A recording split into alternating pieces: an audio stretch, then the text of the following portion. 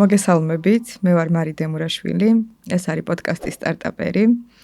სტარტაპერის პარტნიორი არის კომპანია ფიფლია, HR აუთსორსული კომპანია და დღეს ჩვენ სტუმრად გვყავს დავით კიკვაძე, follow-up CRM-ის თანადამფუძნებელი, კარგი ადამიანი, ცალკე ისტორია არის დავითთან დაკავშირებით, რომელსაც მე შუაში მოვყვები და ჩვენი სასაუბრო საკითხი დღეს არის ის, რომ რა პლატფორმები, სოფტები, არ ვიცი ქართულად სწორედ როგორ თქვა, ეხმარება ბიზნეს პროცესების და ოპერაციების გამარტივებაში. სალამი დავით. გამარჯობა. მადლობა რომ მოხვედი ჩემთან, ძალიან მიხარია მართლა. და დავიწყოთ ტრადიციული კითხვით, რომელიც მინდა რომ დავნერგო, ვინ ხარ? სად მიდიხარ? ვინ ხარ? რა გინდა და სად მიდიხარ?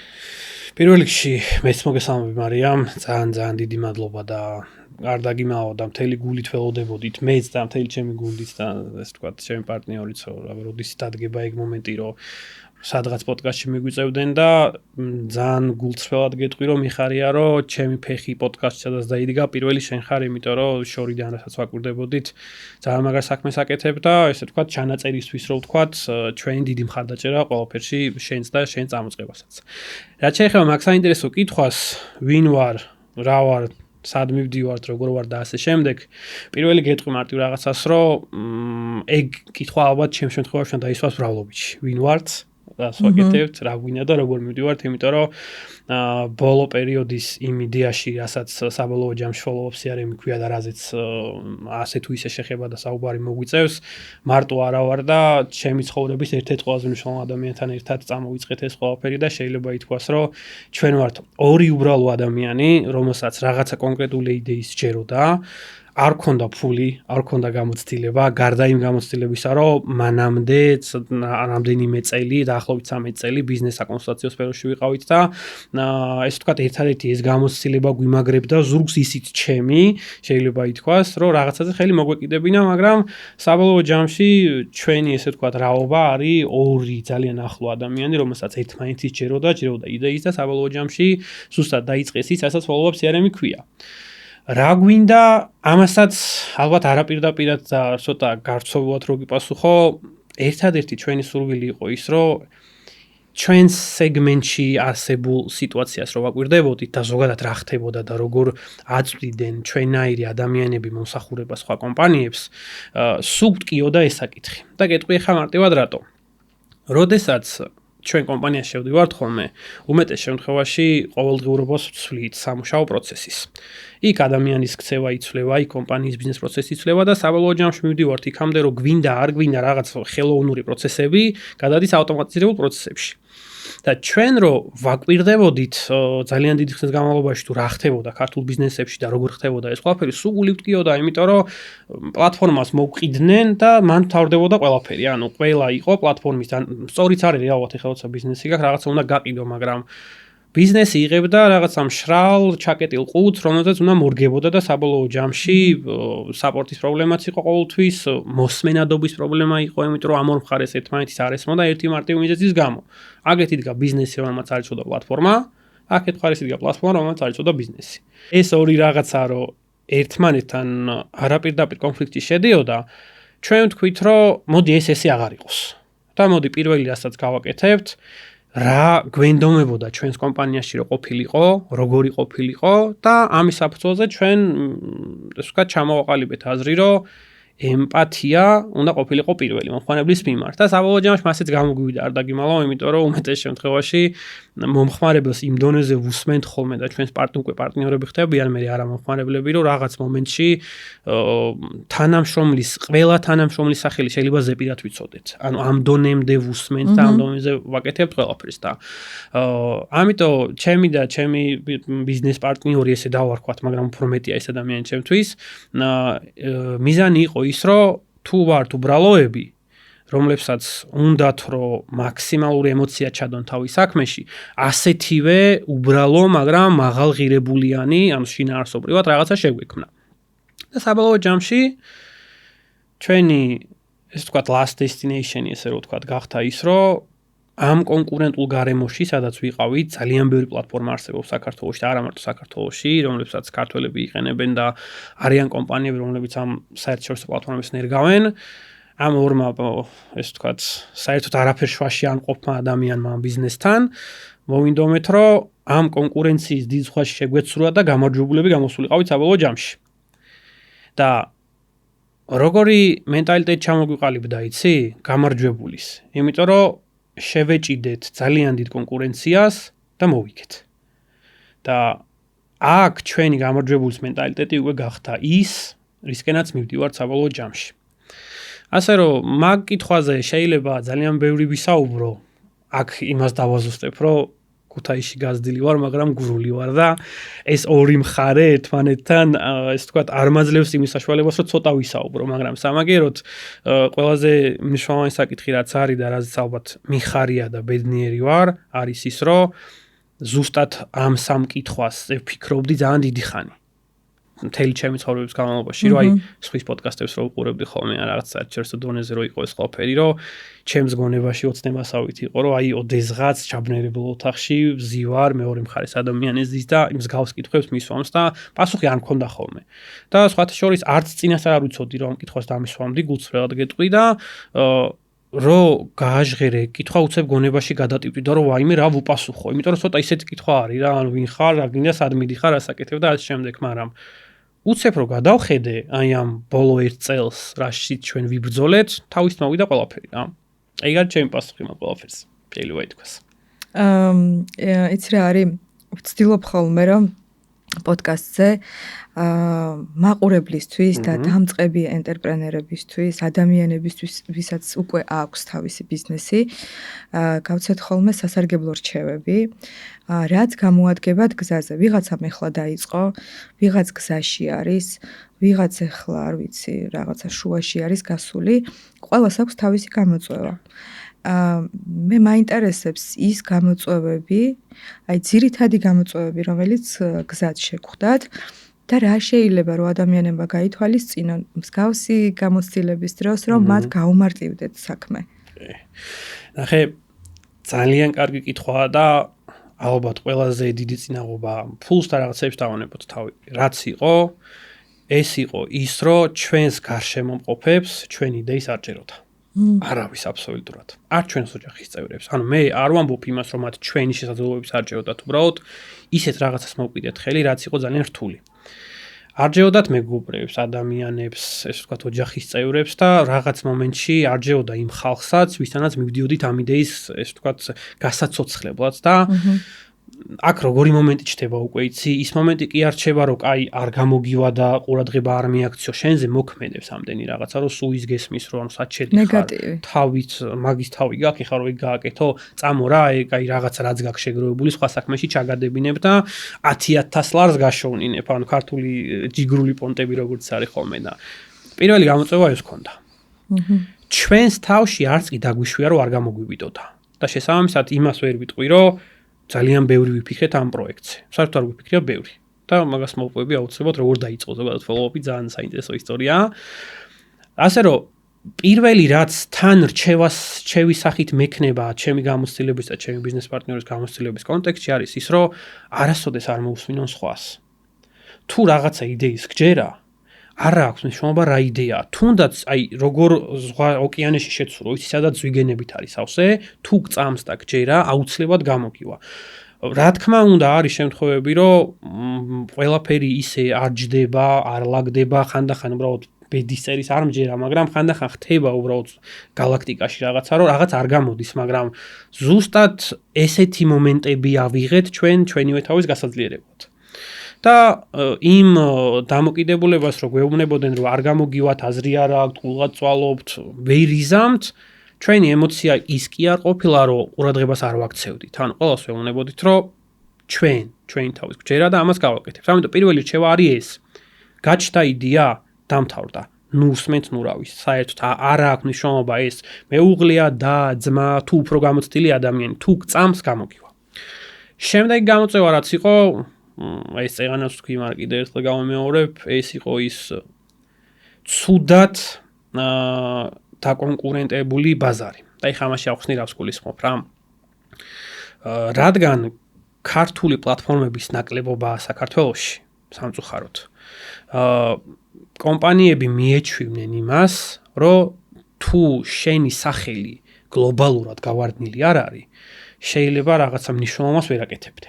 და ეს იყო უკვე ნდობა მეორე მხარის მხრიდან, იმიტომ რომ ჩვენი პროდუქტი სანამ გაყიდვას დავიწყებდით უკვე მზად იყო, ანუ სრულყოფილად მზად იყო. იმიტომ რომ ეს პროდუქტი არ არის სრულად ჩვენი შექმნილი, ან follow-up CRM რეალურად white label პლატფორმა არის, მაგრამ ამით ვამაყობთ ჩვენ პირიქით, იმიტომ რომ ზუგს გვიმაგრებს ისე დიდი ამერიკული კომპანია, რომელიც უკვე 10 წლეულები ამ საქმეს აკეთებს. მაგრამ კომპანიებთან საუბრის დროს რომ ვეუბნებოდით, რომ იცით რა ჩვენ შეგვიძლია ეს, არავის ჯეროდა ამის. ანუ ის მომენტი კი არა რომ პირობითად პლატფორმაში შეიხედეს, ნახეს, ვერ გამოიყენეს და ამ შემდეგ. არა, პირდაპირ მივდიოდით კომპანიებთან მედაილნია და ვეუბნებოდით, რომ აფული არ მინდა, შედი, ნახე როგორ არის. ეს ნდობაც ისეთი მომენტია, რომ თუ რამე პროდუქტი გაქვს, რომელსაც გწამს, ყველა უარი ძალიან გულთან ახლოს მიგავს. და გტკივა, იმიტომ რომ გიკვირს აი რანაირად შეიძლება ვერ ხვდებოდნენ ამის სიკარგეს, რანაირად შეიძლება ვერ აჯერებდი ადამიანს და ამ ნდობის არ ქონა იწვევს ერთ ყველაზე დიდ პრობლემას ალბათ ჩემი აზრით, რაც კი შეიძლება ანტრეპრენერს კონდეს და ეს არის საკუთარ ძალებში დაეჭვება. ეჭვის გაჩენა, რომ შეიძლება მართლა არ გამომივიდეს. ანუ პირველ ეტაპი გადალახი არავის მოусმინე და უცებ მაგარი პროდუქტი გაქვს, მაგრამ მიდიხარ ბიზნესებთან და უფასოდაც ვერ აძლევ რა, მომენტი ეგ არის. რამდენი ხანი გაგრძელდა ეგ პერიოდი? ნახე მან კიდე საინტერესო პერიოდი რაში დაგვემთხვა, იცი? ჩვენ ეს ყველაფერი დავიწყეთ სექტემბერში. სექტემბერიდან მოყოლებული თებერვლამდე საქართველოში პერიოდი იყო, ცოტა ის არ იყო მშვიდი პერიოდი და ესე ამანაც ხელი შეგვიშალა, მაგრამ როგორც კი ვთქვით, რომ follow-up CRM არსებობს, იქედან მომდევნო 3 თვე, ჩვენ არ ქონია ეგ პერიოდი დიდი ხანს. 3 თვის განმავლობაში ჩვენი არ ჯობდა არავის. მაგრამ იმდენ ადამიანს მივწვით და იმდენმა ადამიანმა არ დაიჯერა, რომ ხალხი ალბათ მაგას 1 წელიწადში აკეთებს და 1 წელიწადში იღებს იგივე ცუდ უკუკავში და ჩვენ 3 თვეში მივიღეთ ეგ. და ცოტა დაპატარავდით. ჩვენი ეგოებით შემცირდა, ჩვენი თავდაჯერებობა შემცირდა, მაგრამ აქ უკვე იჩინა თავი ერთმა მარტივმა რამე, მაგრამ ეს არის ჩემი დამოკიდებულება, ჩემი ბიზნეს პარტნიორის მიმართ, ელენეს მიმართ და პირიქით. დაუწერელ კანონად დავწერეთ, რომ თუ მე ჩემი თვით შეფასება ვარდებოდა, ის ავტომატურად ხდებოდა სუპერმენი, სუპერ ადამიანი, სუპერძალების მქონე პიროვნება და მაძლიერებდა და პირიქით ანალოგიურად რა და ესე ვთქვათ, ერთმანეთი ამოვიყვანეთ ორმოდან საბოლოო ჯამში. ასე რომ ეს მეორე გამოწვევა, რაც ყველაზე მნიშვნელოვანი არის ნდობის მოპოვება ბაზარზე, არ ნიშნავს იმას, რომ შენი პროდუქციის ნდობის მოპოვებაზეა საუბარი აქ. საუბარი აქ უკვე შენს პიროვნულ ნდობაზეა, იმიტომ რომ ისინი არც კი ჩაიხედავენ შენს პროდუქტში, იმიტომ რომ შენ გესაუბრებიან და შენ თუ არ აღზრავ ამ ნდობას, აზრი არ აქვს და ჩვენი 13-იანი გამოცდილება გაქრა ჰაერში საერთოდ, იმიტომ რომ სხვა პროდუქტით მივედით. მაგრამ მესამე ყველაზე მძიმე რაც იყო და ალბათ დღესაც ვებრწვით ამას და ეს არის ჩემი აზრით ყველა ანტრეპრენერისთვის გასათვალისწინებელი საკითხია. ეს არის ერთი მიკრომენეჯმენტი, ჩემი წარმოდგენით, რომელიც ანგრევს ზოგადად ორგანიზაციულ კულტურას დღევანდელ თანამედროვეობაში. და მეორე აიყვანო თანამშრომელი, რომელსაც არ აცდი მის საქმის გაკეთებას. ამას გულისხმობ, რა თქმა უნდა, არა შენს ორგანიზაციაში. ჩვენს დაუშვით იგივე შეცდომა. ხო, რა შეცდომა იყო ეგ? ჩვენ, ნახე, ჩვენი იდეა არის ესეთ დაუშვით შეცდომა რომ გავითარდე. თუ შეცდომას არ უშვებ, შენი შეცდომა ეგ არის, რომ შეცდომას არ უშვებ. შესაბამისად, ჩვენ რომ დავიწყეთ, ვიყავით 2. კი, შეხვედრებს ნიშნავდით, ჩვენი საკონტაქტო წრე, ბაზა, მომხმარებელთან კომუნიკაცია, რაღაც ვინც გვისწავდა ყველა შევეხმიანეთ, მაგრამ არ იყო ეს საკმარისი.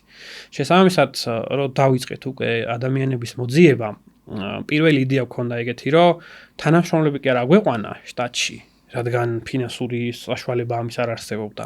Affiliate გავიკეთებინა, ანუ გვეპოვა ბევრი ადამიანი, ვისაც ჭირდებოდა დამატებით შემოსავალი და ამ ხალხს გვეთქვა, რომ შენ თუ გაყიდით ჩემ პროდუქტს, ნახევარს პირდაპირ გიხდი და მე ეს ჩვენთან ხო ხარ, რადგან პლატფორმას ვყიდით, ყოველთვიური გადასახადიც იყო. და ყოველთვიური გადასახადიდან კიდევ 1 წელი გადაგიხდი თანხას, ანუ თანერგვის თანხიდან და იქედან. ესეთი 12 ადამიანი შემოვიკრიბეთ. ჩვენი შეცდომა ზუსტად იქ გამოჩნდა, რომ ჩვენ თანამშრომლის აყვანას მივდექით ზედაპირულად. ზუსტად ის შეცდომა დაუშვით, რასაც დღეს უშვებენ დიდი ორგანიზაციებიც, დაუშვებენ ხვალაც და ამას თუ მალე არ გაანალიზებ, ყველაფერი იქნება ცუდად. და ეხლა რის გაანალიზებას გულისხმობ.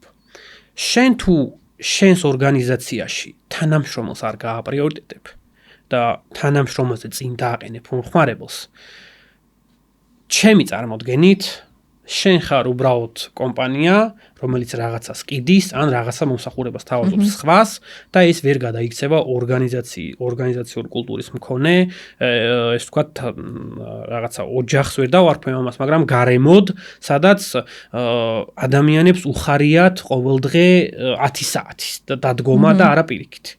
შესაბამისად, ჩვენი შეცდომა იდგა იმაში, რომ ჩვენ ზედაპირულად შევხედეთ ამ ყველაფერს და ვიფიქრეთ, რომ ადამიანებს ფულით დავაინტერესებთ და მორჩა, იმიტომ რომ მართლა იმ ხლა ბონუსი გამოდიოდა ერთი რეალიზაციიდანაც კი, რომ ვიფიქრობდით, რომ ჩემ დროს რო იქ ყოფილიყო, ვარსკვლავებს მოხსნიდი, მაგრამ არ არის ეგ მასე საბოლოო ჯამში და შენი უშუალო მიმართულება არის ეს ყველაფერი და დარწმუნებული ვარ, ჩემზე კარგად იცი და ეხაც გზნობ, რომ ჩემი ყველა შეცდომა შენ გონებაში უკვე წინას არ გადახარშე, მაგრამ ამან ჩვენ გვასწავლა ყველაზე ღირებული რაღაცა რა. კი, არ მოусმინო არავის და შენი იდეის გჯეროდეს. კი, აუცილებელია რომ პროდუქტი კარგი გქონდეს, მაგრამ თუ შენს გვერდით არ დგანან ადამიანები, არ დგანან, ესე ვთქვათ, უნარების მქონე პიროვნებები, რომლებსაც ენდობი და აცდი საკუთარი საქმის გაკეთებას, ვერ განვითარდები, აზრი არა აქვს. და პირველი 4 თვე ჩვენ წრეზე ვიტრიალეთ. იმიტომ რომ ვცადეთ ის და არაფერი არ გამოგვიდა და მე მედალიონები ვთქვით, რომ რა თანხაც კი შემოდის, ყველაფერი ჩავდოთ თანამშრომლებში.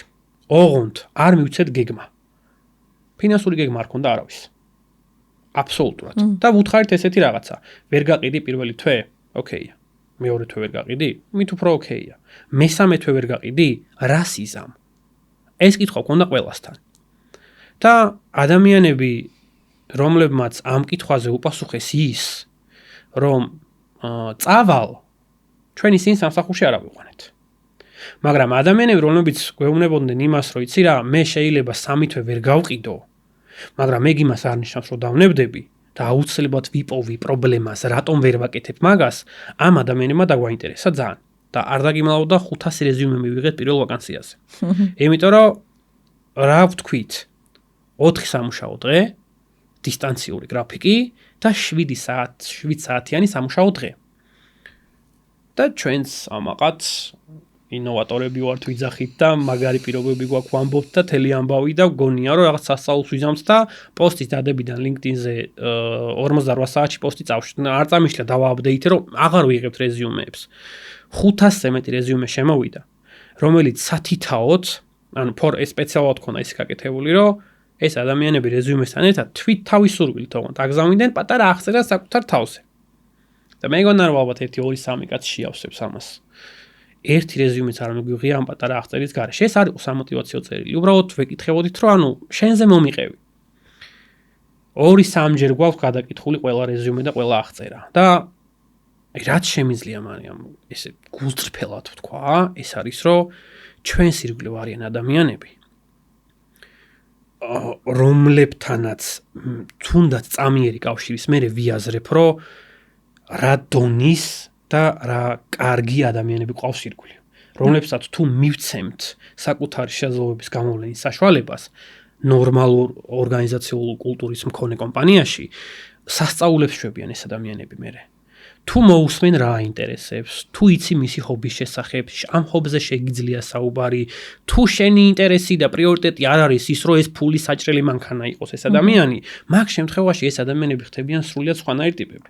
და ესეც გამოვიდა და პირველი თანამშრომელი ვინც ავიყვანეთ და დღემდე უკვე წინ მიდის, სუსტად იმ პრინციპებით ავიყვანეთ, გაყრიგებთან არ არის შეხება არ ქონია, ნულოვანი შემხებლობა, მაგრამ საკუთარი თავის და იდეის ჯეროდა და წამდა ამ ყველაფრის.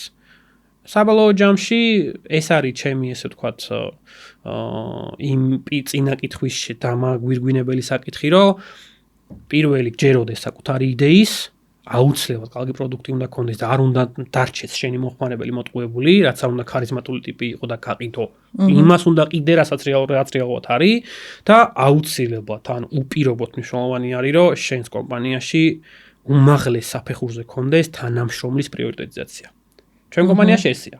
პირველი არის კომპანიის ღირებულებების, ესე ვთქვათ, ის რომ რეპუტაცია უნიშნულობას უნდა შევინარჩუნოთ და მეორე ადგილზე დგას თანამშრომლის, ესე ვთქვათ, ყველაფერი, რაც მას ირგვლივ არტყავს. აბსოლუტურად ყველაფერი.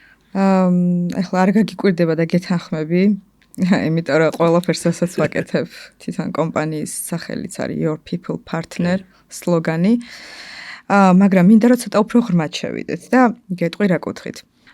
ორგანიზაციის შექმნა რო გადავწყვიტე, ყველაზე დიდი პრობლემა რაც იდგა, იყო მატერიალური რესურსი, რომელიც მე არ მქონდა, იმიტომ რომ რაღაცნაირად ესე ემთხოვა ხოლმე ჩემ ცხოვრებაში, რომ უცებ ვიღებ გადაწყვეტილებას, უცებ უნდა გავაკეთო, არ მაჩერებს შინაგანი არაფერი, აი ბობუქარი, აი ქარი რო ატყდება და სანამ არ წალეკავს ყველაფერს, არ მოვასვენებ არავის, სანამ მოკლედ ანუ ჩემს მიზანს არ მივახცევ. ვზივარ და ეს სურვილი მწვავს, მაგრამ არ მაქვს ამის ფინანსური რესურსი რა, ვერანაირად ვერაფერს ვერ გავაკეთებ. და იმდენად ჭკვიანი არსებები ვართ ადამიანები, რომ ყოველთვის მოძებნი, აი გასაძრომს მოძებნი და გამოიყვან რა იმ რაღაცას და შემეხმიანა ჩემი ერთ-ერთი მეგობარი იმდროინდელი, რომელმაც მითხრა რომ მე მყავს ადამიანი, ინვესტორი, რომელიც შენს გვერდზე დაგიდგება. გავაკეთე დაახლოებით ალბათ რავი 2, 3, 4 პრეზენტაცია, სხვადასხვა ფინანსური მოდელი, ყველაფერი აბსოლუტურად და უნდა მიმეცა ჩემი კომპანიის 50% სხვა ადამიანისთვის. და ახლა ვზივარ და ვფიქრობ, რომ რატო უნდა მივცე ეს 50% კაცა? ანუ ამან უნდა მომცეს მარტო რესურსი და მე უნდა ავდგე და 50% უნდა მივცე. კი, ახლა იქ იაზრებ, რომ იქ განვითარებისთვის, ასე შემდეგ და ასე შემდეგ.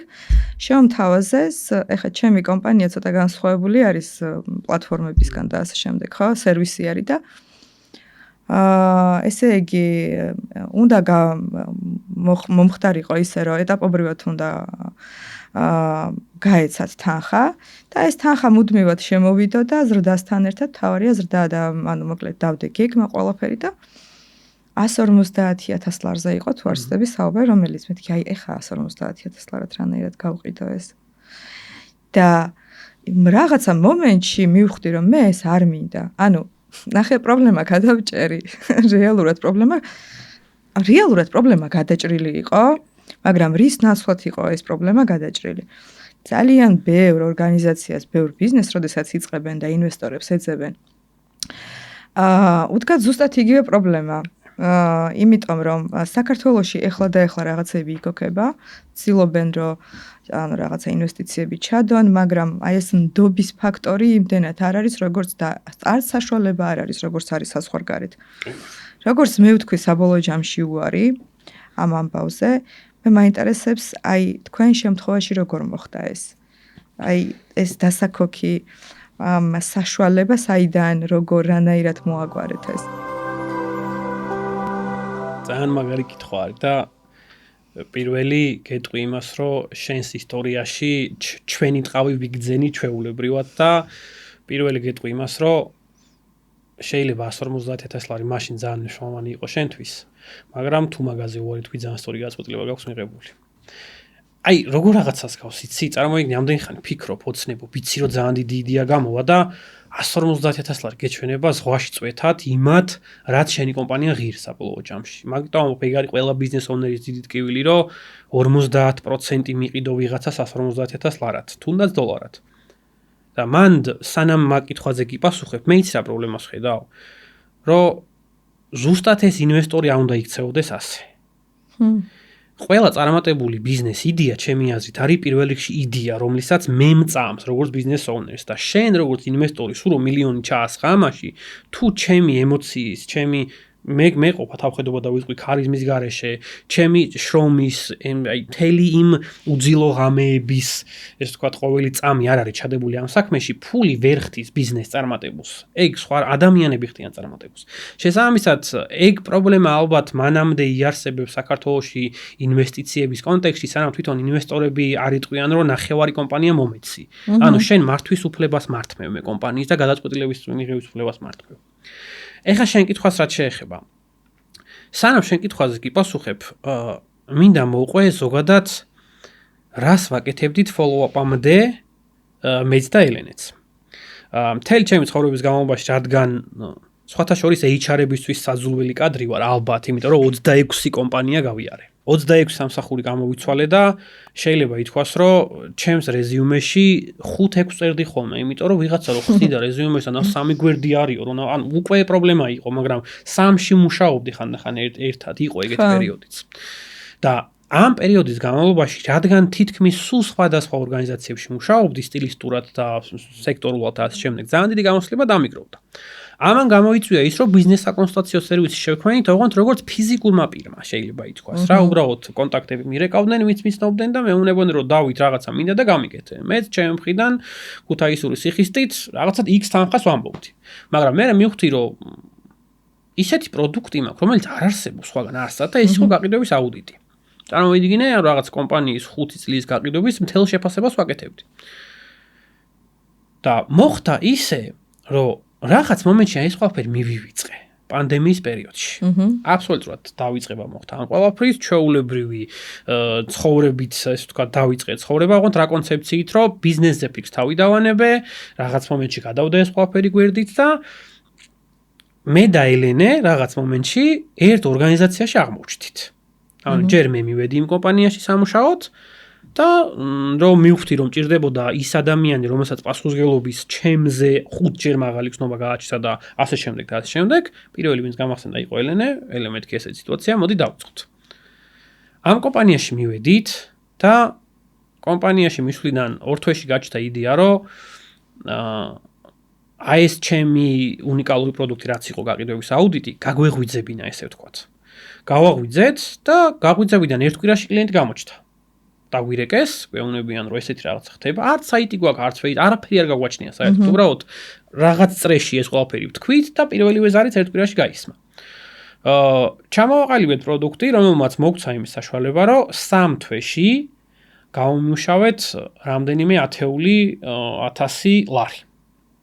ოღონდ ჩვენ თქვით რომ ამ თანხას ხელს არ მოგიდებდით. ვათენებდი ღამეებს, ანუ იმ სამსახურთან ერთად, რასაც ვაკეთებდი და სხვათა შორის ისეთ კომპანიაში მუშაობდი, ქართული ERP პლატფორმა არის, ძალიან დიდ პატივს იმ ადამიანებს, მათთან მუშაობდით და სტილისტურად და სეგმენტურად ემთხვევა follow-up CRM-ი და მათი მუშაობის სპეციფიკა. იქ ყოფნის პერიოდში თამამად ვიტყვი ამას, რომ ჩვენ ისე მუშაობდით, რომ შეიძლება ითქვას ჩვენი მუშაობა იძლეოდა იმის საშუალებას, რომ იმ კომპანიაში ყოველი ახალი მოხმარებელი მოსულიყო. და ამის პარალელურად გავაკეთეთ ისე, რომ ამ კომპანიის პროდუქტი და ჩვენი პროდუქტი ერთად გავუშვით სინქრონში და საბოლოო ჯამში მივიღე ის, რომ ყველა ის ადამიანი, რომელიც დამირეკავდა და გაყიდვების აუდიტს ითხოვდა, ავტომატურად ხელყოფდა ამ პლატფორმასაც. ცოტა ისეთი მიდგომა იყო, მაგრამ გაამართლა. იქ დაგროვებული თანხით მიუხედავად იმისა, რომ ჭირდებოდა, გვიჭირდა ფული საჭიროება იყო ყველა მომენტში აბსოლუტურად, იმიტომ რომ მით უფრო, ანუ მე შვილი მყავს და შესაბამისად შვილის ყოლა 10x ხდის ყველა ხარც ავტომატურად. ანუ რასაც არ უნდა აკეთებდე, 10,000 გაქვს პირობითად ხარჯი, 100,000 ხდება ავტომატურად. ანუ ეგ არის დადგენილი ფაქტი არის. თეთანხმები ვადასტურებ. კი.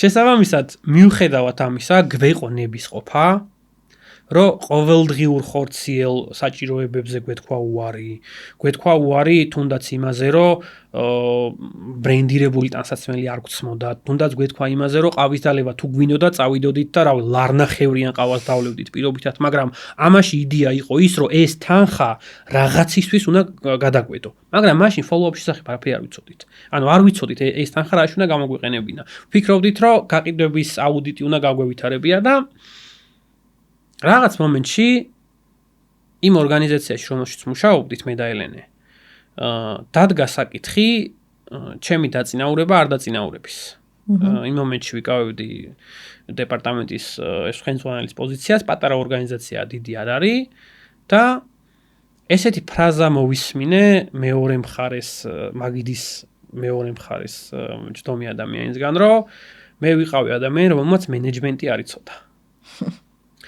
და და არ მწყენია სხვათა შორის, იმიტომ რომ ვიცოდი რომ შემეძლო და ძალიან კარგად თან, იმიტომ რომ მისვლიდან 5 თვეში არ გატეიგერებს, როდესაც არ ეთანხმები, ხო? ნუ მომენტი რა არის, იცი? მე ხო ვიცი ჩემი შესაძლებლობები, კი, ბევრს ამის გამო გონი ვარ ნარცისი, თავხედი, ქედმაღალი ადამიანი, მაგრამ თუ მე ჯანსაღად და ობიექტურად ვაფასებ ჩემს შესაძლებლობებს და იმასაც, რაც არ შემიძლია, ოკეი, დამიძახოს ვისაც რა უნდა, ის პრობლემა არ მაქვს რა.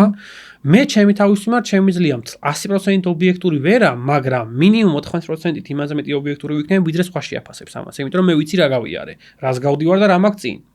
ამიტომ ამ ადამიანის ეს ფრაზა იყო ჩემთვის იმის დამამტკიცებელი საბუთი, რომ რასაც მთელი ცხოვრება ვგრძნობდი და დედაჩემი სიტყვები მახსენდება, რომ შენ არ ხარ ის ადამიანი, რომ სხვაზე უნდა იმუშაოსო რა.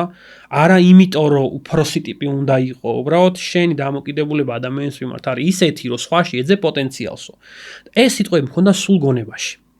მაგ მომენტში ამოტივდი და ეს ფრაზა მესამე დღეს უთხარი, რომ ვტოვებ სამსახურს, წინასწარ რა თქმა უნდა გავაფრთხილე და ამ სამსახურიდან წამოსვლიდან ერთ თვეში გაჩნდა follow-up სიანემი როგორც იდეა.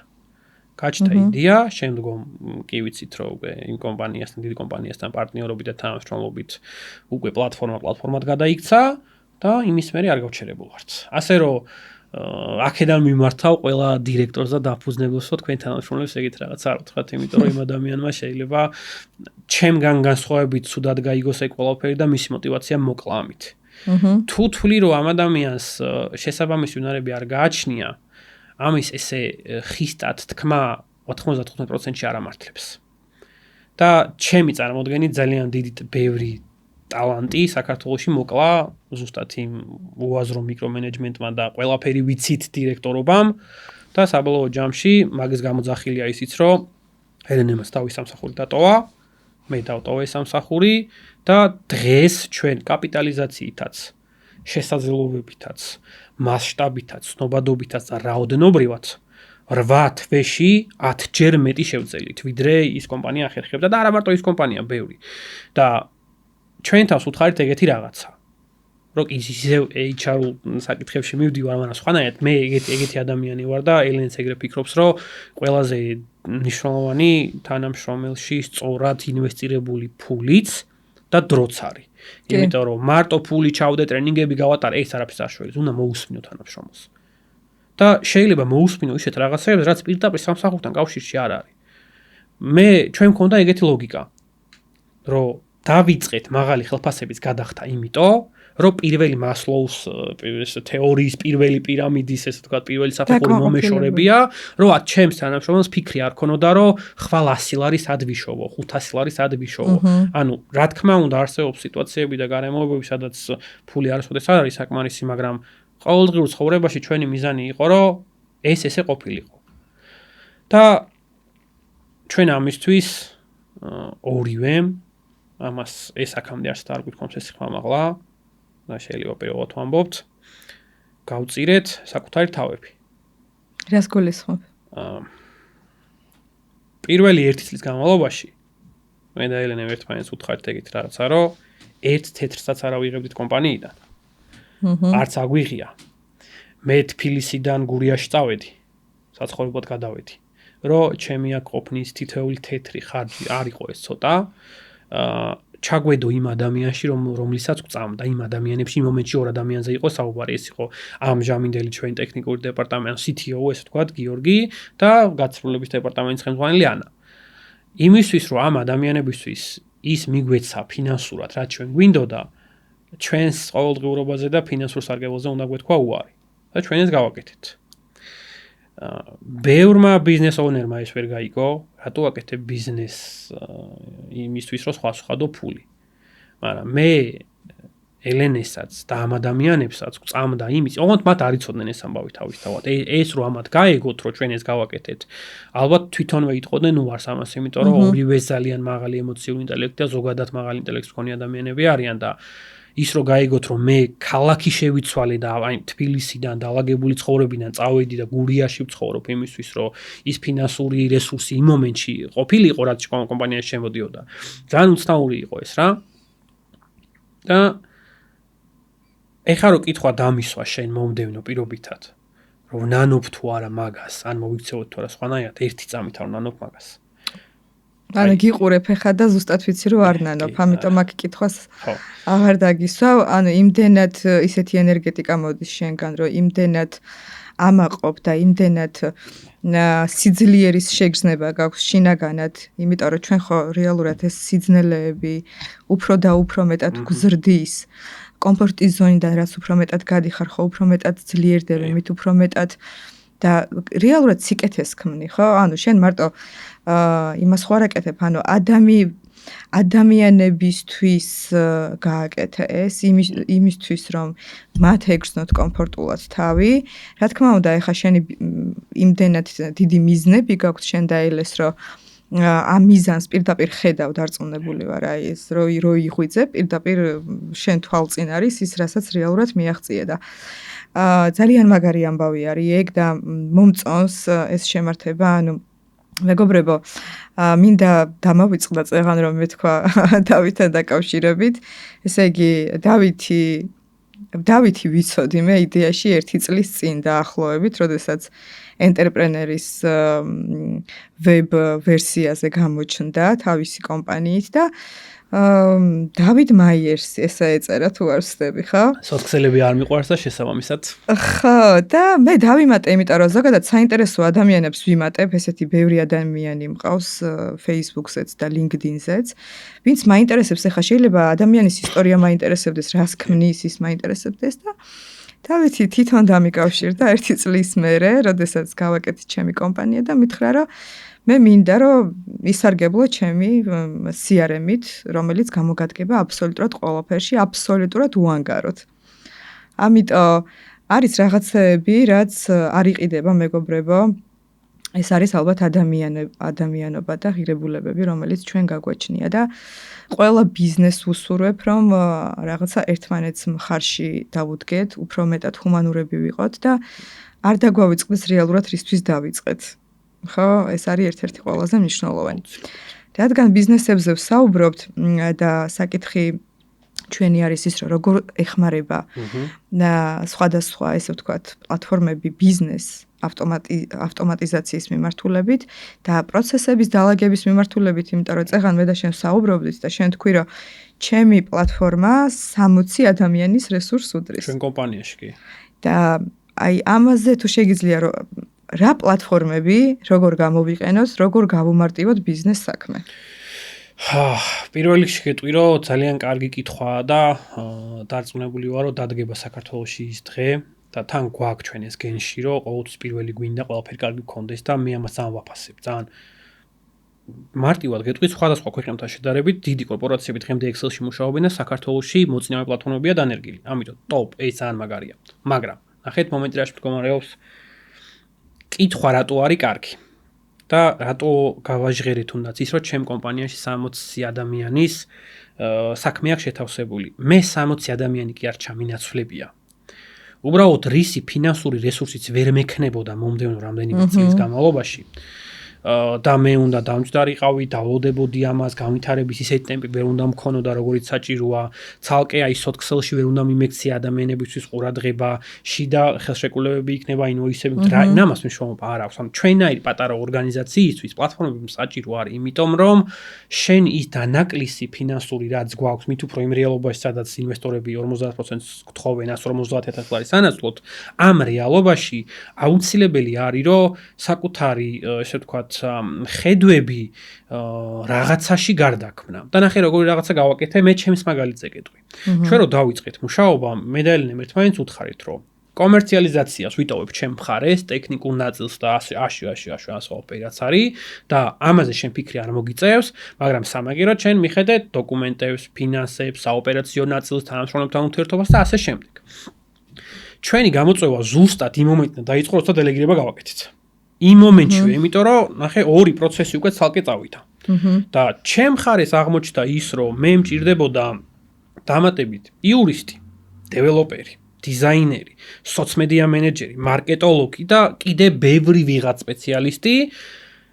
და ჩემ თავს ვკითხვა, რომ დაუსვი, რომ თუ ჩემი ფინანსური პოლიტიკიდან გამომდინარე ამ ხალხს დავიქირავებ, მე სად ვიქნები 3 თვეში, მივხვდი, რომ ვერსად ვერ ვიქნებოდი, იმიტომ რომ აქ რესურსის საზოგადოება არ მქონდა. და ელენეს ალკეულად ჭირდებოდა ადამიანი, ვინც ხელშეკრულებებს დაუგენერებდა კანონმდებლობასთან შესაბამისობით, ინვოისებთან იმუშავებდა, კომპანიებთან კონტროლს გააკეთებდა, ჩარიცხვების და სხვა ბევრი დეტალი კიდე რაც არის და პირველი რაც გავაკეთეთ, სანამ მომხმარებლებთან დავიწყებდით ჩვენ აქტიურად ავტომატიზაციების ესე ვთქვათ დანერგვას, ჩვენთან გავაკეთეთ ყველაფერი. გავიარეთ ყველა მიმართულება, რა თქმა უნდა, დღემდე რაღაცებს ვამატებთ, იმიტომ რომ პროცესი ეგრეა, იზრდები და პროცესები ემატება, მაგრამ ჩვენ მოვახერხეთ ის, რომ შევქმნით ერთი ავტომატიზირებული პროცესები, რომლებიც ჩვენს რუტინას საერთოდ აკრობენ და აღარ მჭირდება მე არასაჭირო ინფორმაციის დამახსოვრება. მაგალითისთვის შეგიძლია ჩამოთვალო რა დაგილაგა? კი ბატონო. პოზიციურად პირველი დავიწყოთ იმით, რომ ჩემთვის როგორც კომერციალიზაციის მიმართულების ესე ვთქვათ პასუხისმგებელი პირისთვის, გაყიდვების პროცესი ჩვენთვის არის რამდენიმე ეტაპიანი, ხო, არის მომხმარებლის მოძიება, მერე დამუშავება, მის კვალიფიცირება, შეხვედრა, დანოუთა მით უფრო ჩვენ შემთხვევაში მომხმარებელთან შეხვედრის მერე ალბათ სადღაც 4 გვერდი მარტო შეჯამება იწერება, იმიტომ რომ ტექნიკურ დეტალებზე არის საუბარი და მის BPM-ზეა საუბარი და ბიზნეს პროცესებზეა საუბარი და ამას უბრალოდ ესე ვერ დაიმახსოვრებ. ჩვენი პრობლემა იყო სად? მაღალი მომართვიანობა რო წამოვიდა, რომ გაყიდვების თანამშრომელმა ერთთან ჩანიშნა მეორესთან, მესამესთან, მეოთხესთან, ჯერ კალენდრის პრობლემა გქონდა. ვიყენებდით, კი, ჩვენივე კალენდარს ვიყენებდით, მაგრამ არ გქონდა გაწერილი სამუშაო საათები, სლოტები და ემთხვეოდა ხოლმე შეხვედრები ერთმანეთს. მერე პრობლემა იყო ის, რომ ბევრი შეხვედრა როცა იყო, შეხსენებების პრობლემა იყო მომხმარებლებთან და ჩვენ თავთანაც ამას ვერ ვაკონტროლებდით. მერე თითოეულ თანამშრომელთან გვიწევდა სულ იმაზე საუბარი, რომ იცი რა, შენ კი მიჩვეული ხარ ბლოკნოტში რაღაცა სწრაფად მონიშნას, მაგრამ 3 კვირაში შენ რო ინფორმაციის მოძიება დაგჭირდეს იმ კომპანიაზე, ვისაც შენ დღეს შევხვდი, ბლოკნოტი უნდა ფურცლო, მაშინ როცა ერთ ღილაკზე კლიკით გებულობ ყველაფერს. როდის ქონდა შეხვედრაზე რა მოხდა, მერე რა ქენდა მთელი ამბავი. შესაბამისად დავდექით, გავაკეთეთ ერთი ძალიან დიდი გაყიდვების ფაიფლაინი თავის ეტაპებით და ვთქვით, რომ გაგვიჭირდება, შესაჩვევი იქნება ეს ყველაფერი, მაგრამ ყველა დეტალი ავრიცხოთ სისტემაში. თავიდან რთული იყო. ძალიან ადამიანის ქცევის შეცვლაზე რთული არაფერი არ არსებობს ჩვენს ბიზნესში. და ელენესთან მქონდა ხოლმე სულ ჩხუბი. ფერად ფურცლებზე უყარდა რაღაცების ჩაწერა, მაგიჟებდა ეს რომ მეთქი ქალი ყიდი პლატფორმას ხალხს ეუბნებით, რომ პროცესები უნდა დავაავტომატიზიროთ და შენ ამ დროს ფურცელზე ინიშნავ რაღაცას. მაგიჟებდა ეს ყველაფერი. სულ ჩხუბი მქონდა რა, მე ესე მეკომფორტულება არ მაინტერესებს ვამბობდი. საბოლოო ჯამში ჩვენს თავებს ვაჯობეთ, გადავლახეთ ეს და რა მივიღეთ ეხა გეტყვი. რომ შევადარო ერთი მომხმარებლის ჭრილში მე როგორც კომერციალიზაციის მიმართულების პასუხისმგებელმა პირმა, თუ მე რესურსი მეხარჯებოდა 5-6 დღე იმ ყველაფრის გასაკეთებლად, რასაც მე დღეს ვაკეთებ, შენ წარმოვიდგინე 3 საათში, ეს არის რესურსის კატასტროფულად ძალიან მაგარი დანაზოგი. მინიმიზირება. ანუ 5 დღიდან ჩამოვედით 3 საათამდე. ხვდები როგორი მომენტია. დანაკარგები აღარ გვაქვს, ინფორმაცია აღარ გვეკარგება. ერთი მომხმარებლის ჭრილში ვიცი ყველაფერი, ყველა თანამშრომლის შეხების წერტილი და თვითონ თანამშრომლისთვისაც ჩვენ ნახე როგორ მომენტი გაქვს, რომ გვაქვს გეგმა ხო არა აქვთ. ზარებს არ ვიწერთ რეალურად, რა მივხვდებით იმის, რომ გვაქვს მაგ შესაბამისობა, მომხმარებელთან კომუნიკაციის ზარებს არ ვიწერთ და არ ვუმოწმებ შესრულებულ სამუშაოს. ანუ საკუთარი თავისთვისვე მოირგეს ჩვენმა თანამშრომლებმა პლატფორმა და ერთი მომხმარებლის ჭრილში მთელი ისტორია იციან. და ის კითხვა, ანუ ინფორმაციაც აღარ იკარგება, ფინანსური დეპარტამენტიც კარგად მუშაობს, პროექტიც მალე კეთდება და ჩვენ რო ავტომატიზაციას დაგვიკვეთავენ. ახალი თანამშრომელიც რო ავიყვანო ავტომატიზაციების მიმართულებით, ერთ მომხმარებელს გახსნის და დახარჯავს 15-20 წუთს მთელი ისტორიის გასაცნობად, ყველაფრის ანახავად და უკვე დამთავრდა. და ხარისხს როგორ აკონტროლებ, თუ მართვის მეთოდები არ გაქვს ჩართული? კონტროლის უფრო სწორი. აი აქ მივდივართ იქ, რაც მე წეგან ვახსენე. თუ მე ჩემი თანამშრომლის კონტროლი მჭირდება გაყიდვებში გულისხმობ, ოღონდ ჯერ მოდი ამით დავიწყოთ. მე სუფთა სისხლის გაყიდვების ტიპი ვარ. მე ჩემ თავს ღემდე გაყიდვების მენეჯერს ვეძახი. და ჩემი ლოგიკა როგორია, იცი? გაყიდვების მენეჯერს არ უნდა აკმაყოფილებდეს ამ თვეში აღებული ბონუსის რაოდენობა მომდევნო თვეშიც. ვინც რეალურად გაყიდვების მენეჯერია? თუ შენ გაყიდვებში იმიტო ხარ, რომ უბრალოდ სხვაგან არ გამოგივიდა საქმე, შენ გაყიდვების მენეჯერი არ ხარ. საქართველოში ეს ტენდენცია არის, რომ ვცადე იქ, იურისტის ხარისხი მაქვს, მაგისტრი მაქვს, 753 უნივერსიტეტი დავამთავრე, მაგრამ ვერსად ვერ ვიშოვე ის, რაც მე მჭირდებოდა, თავი კომფორტულად ვერ ვიგრძენი. მოდი წავალ გაყიდვებში. და ვიღაცას ოდნავადაც კი თუ აქვს იმის უნარი, რომ ადამიანზე გავლენა იქონიოს თავის საუბრით, თვლის რომ გაყიდვების მენეჯერია. და ჩემი აზრით, გაყიდვების მენეჯერობა არის ხელოვნების ერთი ცალკე მიმართულება, რომელიც მოითხოვს იმას, რომ პირველი საკუთარ პრინციპების კონტროლი და სრულების კონტროლი უნდა ისწავლო. მეორე საკუთარ თავს უნდა აჯობოს სულ და ძალიან სტრესულია ეს ყოფილი ძალიან დამღლელია. მერე ფსიქოლოგია უნდა იცოდე ადამიანის და შენი თავის ასევე. პლუს ამას გჭირდება სისტემატურად განვითარება და ეს არ არის უბრალოდ პროფესია რა. ამიტომ რაც წეღან თქვი, ჩვენ არჩევანი გავაკეთეთ ისეთ ადამიანებზე, ვისაც უნდოდა რომ ჩვენთან ერთად განვითარებულიყვნენ და ამ ხალხს არ ჭირდება იმის თქმა, რომ რაღაცა უნდა გაყიდონ, იციან. ჩვენ ახლა ესეთი კამპანია, როცა მარკეტოლოგიც ავიყვანეთ, ძალიან აქტიური ბიჭია სხვათა შორის, როგორც ვიდეოში ვამბობ, ყველას აქვს ეს პრობლემა, რომ მარკეტინგული კამპანიებიდან შემოსული ლიდების ხელით გადანაწილება არის თავის ტკივილი. ჩვენ ეგეთ ავტომატიზირებული გვაქვს, თანაბრად ნაწილდება ყველაფერი. და როცა თანაბრად ნაწილდება, მე აღარ ვერევ უკვე ამაში, ანუ აღარ ვაკონტროლებ რამდენი ლიდი შემოვიდა, როგორ და რანაირად, მაგრამ ეხა კითხვა გაისმევა, ხო, თუ შენ არ აკონტროლებ იმას, რამდენი ლიდი შემოვიდა, ვისთან წავიდა, როგორ წავიდა, როგორ მუშაობს პროცესი. დღეს რო ჩემი სისტემა გახსნათ და ჩემი თანამშრომლების სამუშაო ეს თაფები და დაშბორდები გახსნათ, ნახავთ, რომ გადანაწილებიდან ისე რომ არავის არ უთქვამს ამ ხალხისთვის არაფერი და გეგმა არა აქვს და ფინანსურად არავინ არ აფუშინგებს, ესე ვთქვათ, სწრაფი რეაგირება მთელი სტრუქტურის დაცვით. და ამ ხალხს ჩვენ ვასწავლეთ ის, რომ პირველ რიგში საკუთარი თავისთვის აკეთებენ ამას, ჩვენი თანამშრომლები, მეორე მომხმარებლის კონტექსტში უნდა იყვნენ ემპათიურები და ამის მერე დგას უკვე ჩემი როგორც ხელმძღვანელის ეს ვთქვათ პასუხისმგებლობა და ამან მოგცა მარიამ ის რომ ჩემი თანამშრომლის კონტროლი მე არ მჭირდება.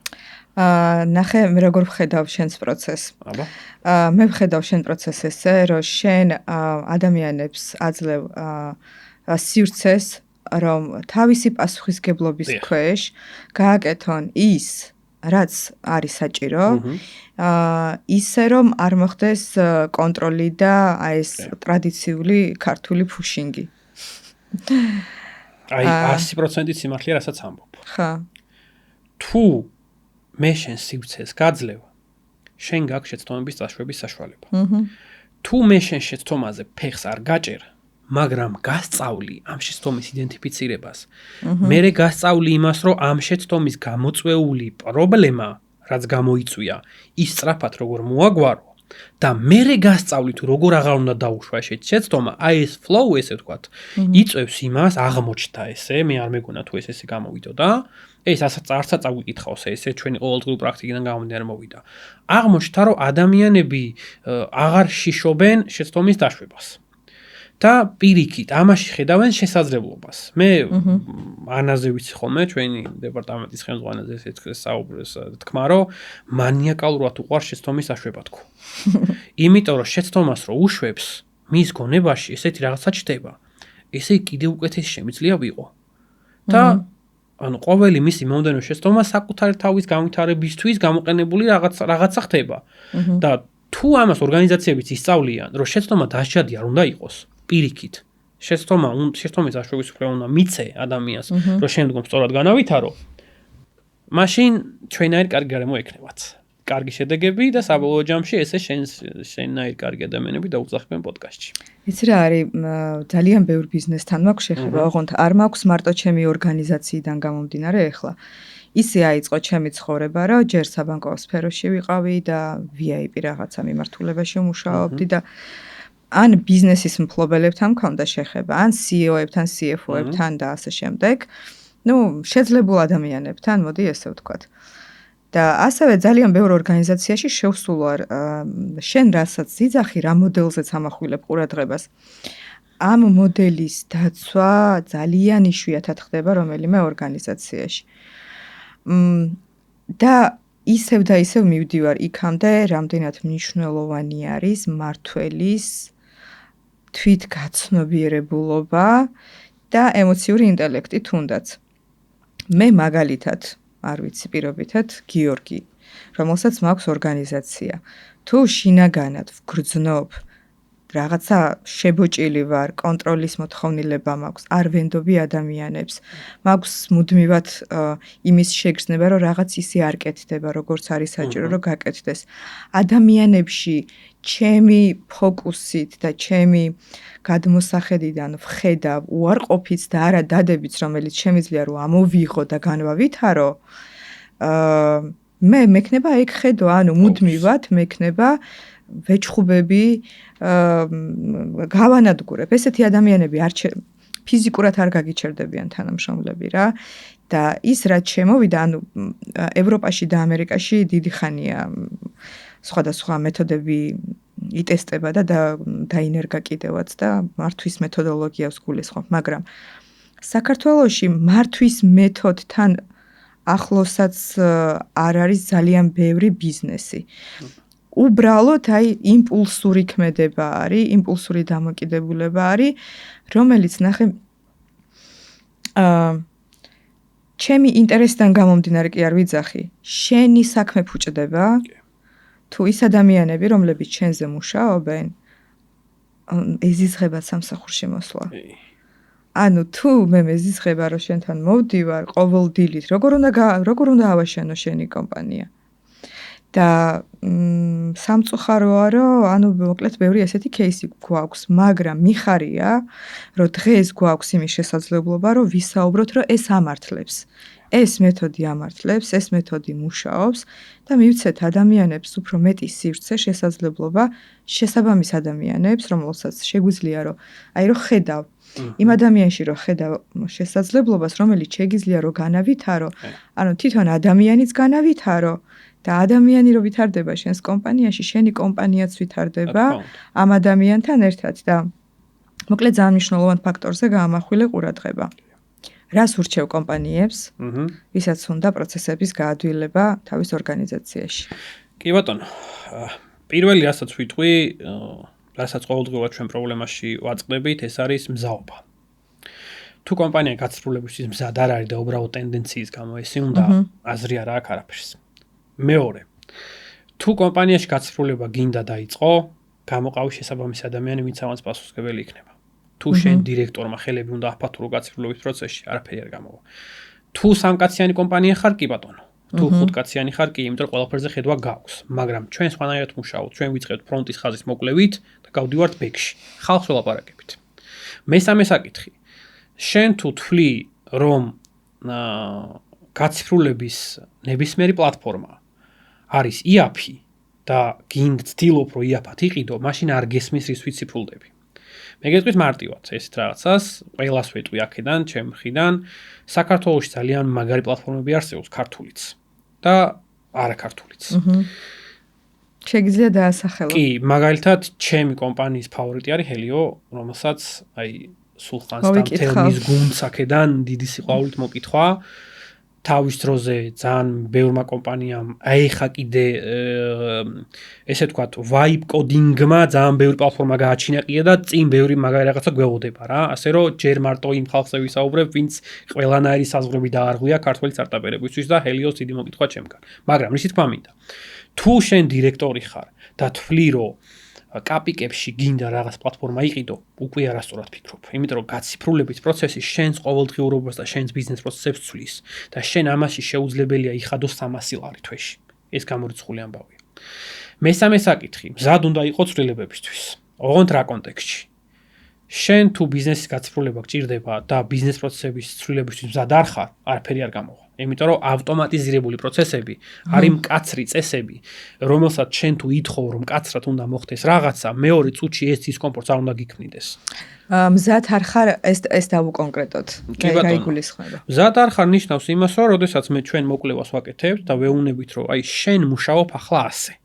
შენ ინფორმაციას ინახავ აქ, შენი თანამშრომელი აკეთებს ამას ასე ხელით, ამას ეს უნდა დაივიწყო და გადმოხვიდი ახალ წესს. ავტომატიზაციაზე. ხო, და ამას მარტო ჩვენ ვამბობთ, თან ყველაზე მნიშვნელოვანი საკითხი ეს არის, რომ სხვა ეუბნება რომ პლატფორმა აგერა და როგორც კიდე გამოიყენე. მე გეუბნები რომ ჯერ შენ ბიზნეს პროცესს წალობ და მე გეუბნები რა უნდა გააკეთო და ეგ კი არა, ჩვენ იმასაც ვეუბნებით ხალხს, რომ მე რომ all-in-one პლატფორმა ვარ და ვაკეთებ ამას, ERP შენ ცალკე გჭირდება. ბუღალტრული სოფტი ცალკე გჭირდება, HR სოფტი ცალკე გჭირდება და საქართველოს სამწუხაროდ ეს ტენდენცია არსებობს, რომ ყველა პლატფორმა უნდა ერთად, მიუხედავად იმისა, რომ all-in-one ვარ, ვამბობ, რომ რაღაცაში ვარ ტოპი და ჩემსავით არავის არ აქვს, მაგრამ თუ შენ გინდა რომ ტაბელები აგენერირო, ამისთვის ცალკე მოდული უნდა დაგიწერო და რატო, როცა უკვე არსებობს ამის ალტერნატივები, ხო? მოდი იმისკენ წადი, მაგრამ სამწუხაროდ ეს კომპანიები ჩვენ რატომღაც კონკურენტებად აღვქვამენ. ჩვენ პირიქით რეკომენდაციებს ვწევთ ხოლმე ამ კომპანიების მიმართ. შესაბამისად, ეხა საჭირო სოფტებს რო ხაზი გაუსვათ და ავტომატიზაციებს. დღეს კომპანია, რომელიც PDF-ში ან Excel-ში აკეთებს invoice, ჩემი აზრით, ავტომატურად მისი თანამშრომლის ყოველდღიურობის 2 საათს ჰაერში აგდებს და არაფერში ხარჯავს. მეორე, როდესაც დოკუმენტები ჯერ კიდე გაციფრულებული არა და თავის დროზე Signify-ი რაც გააკეთა, ის იყო გადატრიალება საქართველოში და დღეს რო კიდე ვიღაცა დოკუმენტებს ხელით ამუშავებს, ჩვენს გვაქვს დოკუმენტების ძალიან ძლიერი მოდული, მაგრამ ჩემზე არ ვსაუბრობ ამ მომენტში რა. და კაპიკებში შეუძლია ეს თქვა Signify-ის ამის გაკეთება საბოლოო ჯამში, თუ დღეს შენ დოკუმენტებს ხელით აგენერირებ, ეს შეცდომაა. თუ მარკეტინგს შენ დღეს ისევ ხელით აკეთებინებ კონტაქტების შექმნას იმ $100,000 კამპანიებში, კარგავ კონტაქტებში და იმ კომენტარებში დაწერილ ეს ვთქვათ კომენტარებს, ვერანაწირებ ლიდებს, ვერ ტრეკავ რომელმა თანამშრომელმა რა გაგიკეთა, როგორ გააკეთა, რამდენს ელაპარაკა და ასე შემდეგ, შენ უკვე ჩამორჩენილი ხარ. ამიტომ ყველა კომპანიას სჭირდება მარტივი რაღაცა. გააცნობიერო ის, რომ დღევანდელ რეალობაში კი, Excel-ი ძალიან მაგარია და ჩვენც ვიყენებთ Excel-ს ბევრ რაღაცაში, მაგრამ შენი პროცესების ავტომატიზირება ნიშნავს იმას, რომ შენ დღეს დებ პირობითად $100,000 ინვესტიციას ამაში და ეს მერე აკეთებს რას? შენი თანამშრომელი უფრო პროდუქტიულია. შემოსავალი უფრო მეტი გაქვს. შენს მიერ ჩადებული რეკლამაში თანხა, ანუ იგივე ROI, ინვესტიციის უგება უფრო მაღალია. მომხმარებელი კმაყოფილი ყავს და საბოლოო ჯამში ბრენდინციდენტობაც უფრო ყალიბდება და კარგი გამოდის. აქედან გამომდინარე, ავტომატიზაციები არც ერთ კომპანიაში ერთ და იგივე არ დაგვინერგავს. ასად არ ყოფილა ეს, ყველგან მივდივართ, ვსწავლობთ ყოველდღიურობას, შეიძლება თუ დიდ ორგანიზაციაზეა საუბარი, სანამ დირექტორს დაველაპარაკები, ფრონტის ხაზში დავჯდეთ 2 დღე, ვუსმინოთ ამ ხალხის ყოველდღიურობას და მაქედან დავიწყოთ პროცესების ალაგება, იმიტომ რომ ნახეთ ავტომატიზაცია როგორია, მაგრამ აქ შეიძლება აი სადღაც იქ ძალიან შორეულ წერტილში ერთხელ ცუდად დაჭერილმა ღილაკმა 1 წლის თავზე მთლიან პროცესში პრობლემები გამოიწვიოს. ამიტომ ჩვენ გვიწევს ყველაფრის განსაზღვრა და ჩემი რჩევა კომპანიებს გაციფრულდით ოღონდ არა ერთბაშად, ეტაპობრივად აუცილებლად და ისწავლეთ, რომ როგორც IAP ბუღალტერზე ძვირი არ უჯდება კომპანიას არაფერი, ისე IAP პლატფორმაზე ძვირი და გაციფრულებულ პროცესზე ძვირი არ დაგიჯდება არაფერი რა. და თუ ციფრულდები, ესე იგი შენ თავს ეუბნები, რომ მე მზად ვარ ცვლილებებისთვის და შენ თუ არაფერს არ ცვლი და უბრალოდ თანამშრომლების კონტროლისთვის სჭირდება პლატფორმა, ბევრ ესეთ რაღაცას ვაწყდებით. იმასაც კი უკონტროლებენ და აი მომხმარებელმა ესეთ რაღაცა გითხრა, რომ ის მინდა დავთრეკო, დავალებას ხელს რომ მონიშნულად რომ დააჭერსო, ჩემი ნებართვის გარეშეო არ მოანიშნინოსო, მე უნდა შევამოწმო შეასრულა თუ არაო რა. ესეთი მანიაკალური კონტროლის გამო შენ თუ პლატფორმა გჭირდება, follow-up CRM სისტემას არ დაგინერგავს. ბევრჯერ გვითქვამს უარი ჩვენ ეგეთ რაღაცეებზე, იმიტომ რომ მნიშვნელობა აქვს ჩემთვის, ჩემ პლატფორმას რისთვის იყენებ. მე თუ ვერ ვიამაყებ ჩემი განხორციელებული პროექტით, არ მიღის არაფრად. ამიტომ ჩემი მიზანიც, რატოც იყო შენს, რატოც დაგიკავშირდი, მაშინ ბარემაგან ამასაც ერთი სიტყვით შევეხები. პირველი ძალიან დიდი პატივისცემა გამოიწვია ისე რომ არც გიცნობდი, ერთ სტორში შემთხვევით აღმოჩნდა შენი საქმე და მე სტორიდან გადავედი გვერდზე და იქიდან წავყევი ვნახე და პირველადი ემოცია რაც მქონდა ის რომ ეს ადამიანი აუცილებლად დადებს მაღალ სტანდარტებს და თუ მე რამე წვლილი შეტანა შემიძლია აუცილებლად უნდა ვიყო ამის მონაწილე, ისიც კარგად გახსოვს რომ გითხარი, არ ჩემ ბრენდისადმე გამოჩენა მინდა, არაფერი არ მინდა საერთოდ. უბრალოდ შენს ყოველდღიურობაში მე გაგიმარტივებ რაღაცეებს და საქმე გააკეთე რა. ანუ მე ვისიამ, მე მინდოდა რომ კარგი პოდკასტები მეყურებინა, ან რეალურად ეს იყო ჩემი მიზანი და ბოლოს აქ აღმოჩნდი, ასე რომ ამის ძალიან დიდი მადლობა და კიდევ ერთხელ დავაზუსტებ იმას, რომ გააპრიორიტეტონ არა პირობითად რაღაცა ტენდენცია, რომ დღეს პლატფორმა მაქვს და მაგარი ტიპი ვარ. არა, ის რა შედეგს მოგცემს. თუ ხედავ რომ გაციფრულება შენთვის კარგია, და შედეგების მომცემია შენი თანამშრომლისთვის, მის ყოველდღიურობის გამარჯვებებისთვის, გაყიდვების ზრდისთვის და ასე შემდეგ, მარტო მაგ შემთხვევაში რა, თორე თუ თანამშრომლის უბრალოდ კონტროლი ჭირდება და გინდა რომ რაღაცა მანიაკალური ზედამხედველობითი უნარები უფრო გააღრმავო, სამწუხაროდ არასწორი არის, ეგ და გაციფრულება არ არის. ესე იგი, უკუკავშირს დაგიბრუნებ. პირველი რაც დავინახე, მე ძალიან მიყვარს უკუკავშირები რა. და რატო იცი, მეც რომ ვიღებ უკუკავშირს და მეც რომ ვაბრუნებ, იმიტომ რომ ვფიქრობ, რომ გულწრფელი არის. ანუ აი ეს გულწრფელობის გაზიარება არის ძალიან მნიშვნელოვანი. რაც დავინახე, მეტაფორები მიყვარს და მეტაფორულად რო წარმოიდგინო რკინის კონსტრუქცია, როგორც მეტაფორულად წარმოიდგენია თქვენი კომპანია CRM-ი, რომელშიც არის ადამიანის გული. და ეგ არის ჩემთვის ძალიან მნიშვნელოვანი, იმიტომ რომ არ აქვს მნიშვნელობა ავტომატიზაციას ეწევით თუ არა. მთავარია აქეთ მეორე მხარეს, რომ რაც დავინახე არის ის, რომ ჩვენთვის მნიშვნელოვანი მარტო ის კი არ არის, რომ გავყიდოთ, მოდი შენ სიტყვებს გადმოვაკონვერტირებ. მნიშვნელოვანი არის, როგორ გამოიყენებს ამას ბიზნესი და რა სარგებელი დაუდგება. ასე რომ მე ვფიქრობ, რომ ეს უმნიშვნელოვანესი არის, რომ არ იყოს უსულგულო დამოკიდებულება და მარტო ეს კომერციალიზაციის რაღაცა გარკვეული შესაძლებლობები.